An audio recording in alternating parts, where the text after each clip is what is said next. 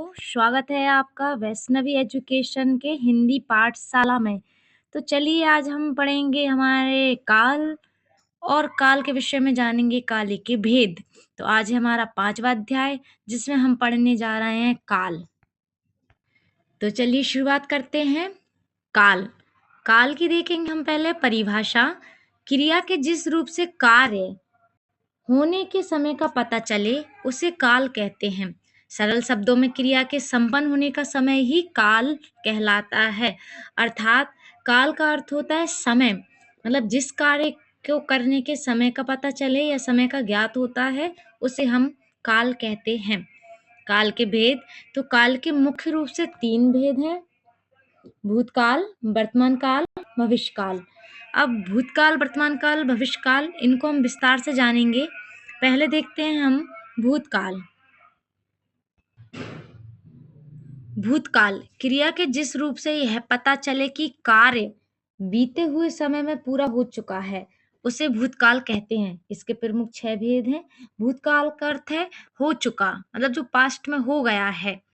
तो जहाँ था है, थी है इत्यादि शब्द आते हैं उसे भूतकाल कहते हैं या फिर वह भूतकाल की पहचान है। अब भूतकाल के 6 भेदों के अंतर्गत हम देखेंगे सामान्य भूतकाल।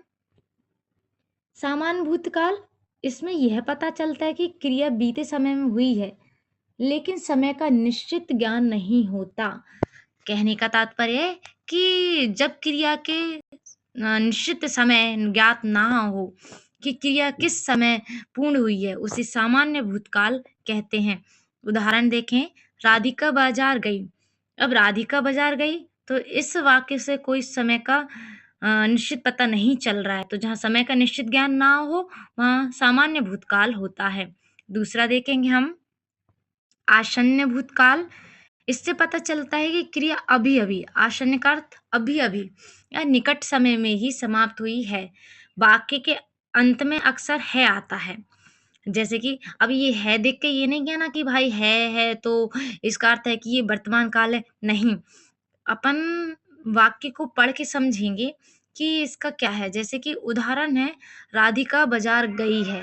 अब गई है, गई शब्द से अंदाजा लगाएं कि ये भूतकाल है और है से अपन अंदाजा लगा सकते हैं कि ये है से अपन को पता चलेगा कि ये आसन्न भूतकाल है मीन्स अभी निकट निकट समय में ही किसी क्रिया को समाप्त हुई है। अब तीसरा हम देखेंगे, तीसरा है हमारा पूर्ण भूतकाल। पूर्ण भूतकाल पूर्ण शब्द से ही पता चल रहा है, पूर्ण मतलब पूरा हुआ हो। क्रिया के उस रूप को पूर्ण भूतकाल कहते हैं जिसे स्पष्ट हो कि कार्य बहुत समय पहले समाप्त हो चुका है, जिसकी पहचान है अंत में था, थी, थे इत्यादि शब्द आते हैं कि कार्य पूरा हो गया तो वो पूर्ण भूतकाल है। भूतकाल तो है परंतु कैसा है, पूर्ण भूतकाल है। उदाहरण देखें, राधिका बाजार गई थी। अब राधिका बाजार तो गई लेकिन थी शब्द लग गया, इसका मतलब वो जा चुकी है, तो ये पूर्ण हो गया है। और जहाँ पूर्ण हो जाए वहाँ पूर्ण भूतकाल होता है। अब इसी का हम चतुर्थ देखेंगे, अपूर्ण भूतकाल। शब्द से ही स्पष्ट हो रहा है, अपूर्ण मतलब पूरा नहीं हुआ है। इससे पता चलता है कि कार्य बीते समय में शुरू हुआ था लेकिन उसकी समाप्ति का पता नहीं चला, कार्य जारी था। अंत में रहा था, रही थी आदि शब्द आते हैं। अगर उदाहरण देखें तो हम राधिका बाजार जा रही थी। अब जा रही थी तो बहुत से शब्द ऐसे कि रही, जा रही, तो ये वर्तमान काल होगा। यहाँ हमें कंफ्यूज नहीं होना है। यहाँ थी देख के हम अंदाजा लगाएंगे कि अपूर्ण भूतकाल है। वाक्य को बहुत आराम से पढ़ें। परीक्षा के समय या जब भी आप तैयारी कर रहे हैं या नोट्स बना रहे हैं तो वहाँ हमें देखना है कि वाक्य में हम क्या लिख रहे हैं, वाक्य का अर्थ क्या है। उस तरीके से हम समझेंगे कि वाक्य कहना क्या चाहता है और उसका अर्थ क्या है। अब देखेंगे हम 5वां संधिगत भूतकाल। बीते समय में जिस कार्य के होने के संदेह या संशय बना रहे उसे संधिगत भूतकाल कहते हैं। अंत में होगा, होगी आदि आता है। अब अपन स्पष्ट है कि जहाँ संदेह बना हो, संशय हो कि ऐसा होगा, हो रहा होगा, हुआ होगा, तो जहाँ संदेह बना हो वहाँ हमारा संगत भूतकाल होता है।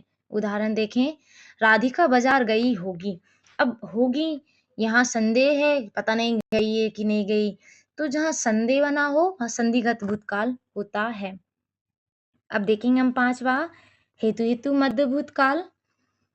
जब बीते समय की कोई क्रिया दूसरी क्रिया पर निर्भर हो, मतलब एक कोई क्रिया है वह दूसरी किसी क्रिया पर निर्भर हो, यानी एक कार्य के ना होने के कारण दूसरा कार्य ना हो सके, उसे हेतु मध्य भूतकाल कहते हैं।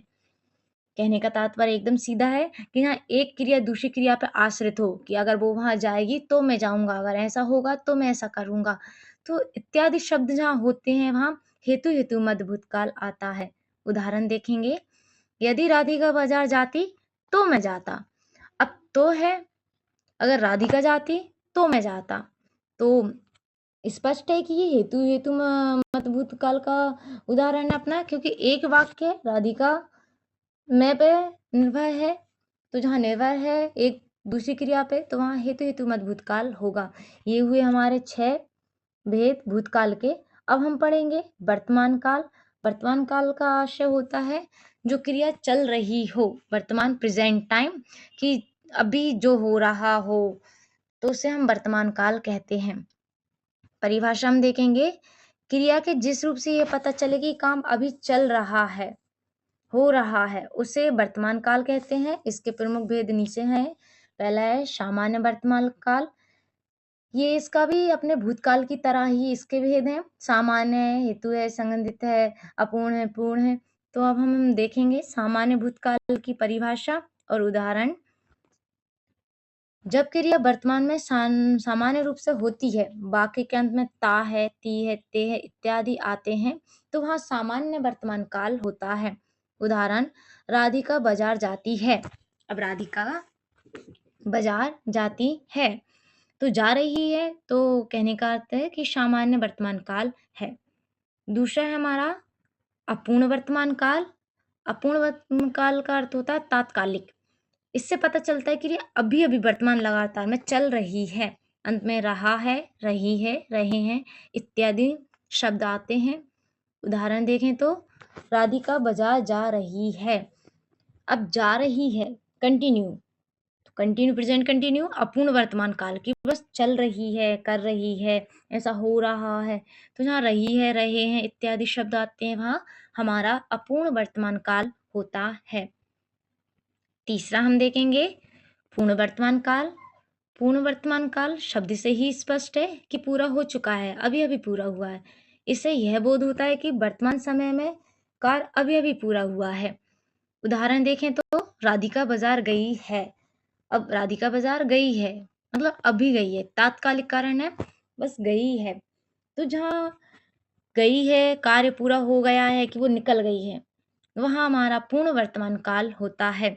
हमें भूतकाल, वर्तमान काल और भविष्य काल के भेदों में कंफ्यूज नहीं होना है। हमें गौर से और उदाहरण को बहुत अच्छी तरीके से समझना होगा। अब हम चौथा देखेंगे संदिग्ध वर्तमान काल। जहाँ क्रिया के वर्तमान होने पर संदेह हो, अंत में ता होगा, ती होगी, ते होगा इत्यादि शब्द आते हैं, तो वह हमारा संदिग्ध वर्तमान काल होता है। उदाहरण देखेंगे, राधिका बाजार जाती होगी। अब होगी संदेह बना हुआ है कि वो होगी, जा रही होगी, या फिर ऐसा कर रही होगी, खा रही होगी, गा रही होगी। तो जहाँ संदेह बना हो वह हमारा संदिग्ध वर्तमान काल होता है।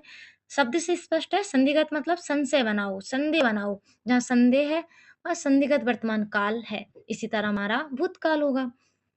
अब तीसरा हम देखेंगे भविष्य काल।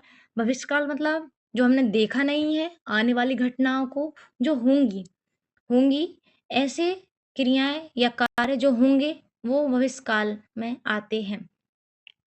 क्रिया के जिस रूप से यह पता चले कि कार्य आने वाले समय में होगा, उसे भविष्य काल कहते हैं। पहला हम देखेंगे सामान्य भविष्य काल। जब क्रिया सामान्य रूप से आने वाले समय में होगी, अंत में गा है, गी है, गे हैं इत्यादि आते हैं, तो वह हमारे सामान्य भविष्य काल में आएगा। उदाहरण देखें तो राधिका बाजार जाएगी। अब राधिका बाजार जाएगी एक सामान्य वाक्य है, स्पष्ट है कि वो जाएगी। कब जाएगी? आने वाले काल में जाएगी। जहाँ आने वाले काल में सामान्य वाक्य कहा जाए वह सामान्य भविष्य काल में आएगा। दूसरा हम देखेंगे संभाव्य भविष्य काल। संभाव्य भविष्यकाल स्पष्ट है, जहाँ भविष्य में किसी कार्य के होने की संभावना या इच्छा प्रकट हो, वहाँ संभाव्य भविष्यकाल होता है। उदाहरण देखें, शायद राधिका बाजार जाएगी। अब यहाँ एक इच्छा है, संभावना है कि शायद बारिश हो, शायद कल कोई आए, शायद ऐसा हो। तो जहाँ संभावना हो या इच्छा प्रकट हो, वहाँ संभाव्य भविष्यकाल होता है। तीसरा हम देखेंगे, हेतु हेतु मत भविष्यकाल। जब आने वाली क्रिया दूसरी क्रिया पर निर्भर हो, तो हेतु हेतु मत भविष्यकाल होता है। उदाहरण देखें, यदि पैसे मिलेंगे तो राधिका बाजार जाएगी। अगर उसे पैसे नहीं मिलेंगे तो वह बाजार नहीं जाएगी। भाई बाजार क्यों जाएगी जब पैसे ही नहीं होंगे तो? तो एक क्रिया अपने दूसरी क्रिया पे निर्भर है कि यदि पैसे मिलेंगे तो राधिका बाजार जाएगी। तो ये हमारा हुआ भविष्यकाल का हेतु हेतु भविष्यकाल। तो अब हम इसे शॉर्ट फॉर्म में समझें, तो तीनों को हम पहचान से अपना रख के देखेंगे टेबल में। काल का नाम सामान्य भूत, राधिका बाजार गई। क्रिया का सीधा रूप होता है इसमें, ना किसी तरह की कोई कंफ्यूजन है, डायरेक्ट सामान्य है कि गई, राधिका बाजार गई। अब गई होगी वो, जब भी गई होगी, तो क्रिया का सीधा रूप होता है सामान्य वर्तमान काल। राधिका बाजार जाती है, अब जा रही है कंटिन्यू है, ता है, ती है इत्यादि सामान्य भविष्यकाल। राधिका बाजार जाएगी तो गा है, गी है इत्यादि, और अपूर्ण मतलब जारी चल रहा है, तो राधिका बाजार जा रही थी, रही है, रही है। तो कहने का सीधा तात्पर्य है कि भूत का मतलब हो चुका है, था है, थी है, वर्तमान रहा है, रही है, और भविष्यकाल का होता है होगा, होगी, होता इत्यादि। तो चलिए दोस्तों, आज यहाँ होती है हमारी क्लास समाप्त। आज हमने पढ़ा अपने काल क्या है, काल के भेद कितने हैं, और वो भेद के अंदर अपने उदाहरण भी अपन ने देखे। अब इसकी पीडीएफ प्राप्त करने के लिए आप डिस्क्रिप्शन में लिंक है, जहाँ आप टेलीग्राम ग्रुप से जुड़ के इसकी पीडीएफ प्राप्त कर सकते हैं। बाकी हमारे चैनल को सब्सक्राइब कीजिए, वीडियो को लाइक कीजिए। धन्यवाद।